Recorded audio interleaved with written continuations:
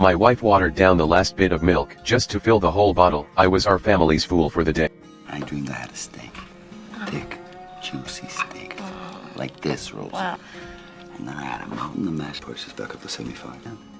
Back then during the Great Depression, a full meal was already a luxury. I had to leave home before sunrise, walking hours to get to the docks. But even the docks were broke. They only hired 9-day laborers. The boss called out 9 lucky names. I wasn't one of them. I used to be a boxer, but my right hand from my last fight, it was still healing. But we were desperate, so I hid the injury and signed up for a match. If I lose, I get $50, enough to feed my family. The problem was I was left-handed. I heard boos from the crowd. Out of habit, I threw a punch with my right, cracked it again right on my opponent's head. The fight ended, and then came the real pain. No, they took away my boxing license. I was banned for good. But life doesn't care if you're hurt. No money, no food. I covered my cast with black shoe polish, so no one would know. That way I could still find work. A few days later the power company shut us off. 4 months of unpaid bills. That's when I gave up my pride. I went back to the boxing association, where I used to work. My old bosses were there. I lowered my head, and told them how bad things had gotten. I asked for help, just a little cash to get by. Some folks gave me change, some just stared. I knew when to walk away. I used to be a proud champion. Now I was just a beggar. When I stood in front of my old manager, my eyes were full of tears. A man can cry, he can lose his name, his pride, everything, but he can't let his family go hungry. Then in June of the next year a manager came to find me. He got me a fight against the world's number 2 ranked boxer. If I lose I get 250. That money would save us. When the match started, nobody believed in me. I got knocked down in round 1. I could have stayed down, grabbed the cash, and walked away. Then I remembered everything we'd been through. I had to fight for my family. My right hand had healed, and with years of boxing experience, I pulled through. And for the first time in forever, we had a full meal. Match after match, I kept winning. Eventually I earned a shot at the world champion, but when my wife heard he had killed 2 men in the ring, she begged me not to fight, saying my life mattered more than money. But I needed to prove something, that I could take control of our lives, so I left for the fight. Not knowing, she went to church crying, asking God to protect me. The pastor told her this whole town was praying for me. Somehow I had become a symbol of hope for all those who'd lost everything. Before the match began, my wife showed up.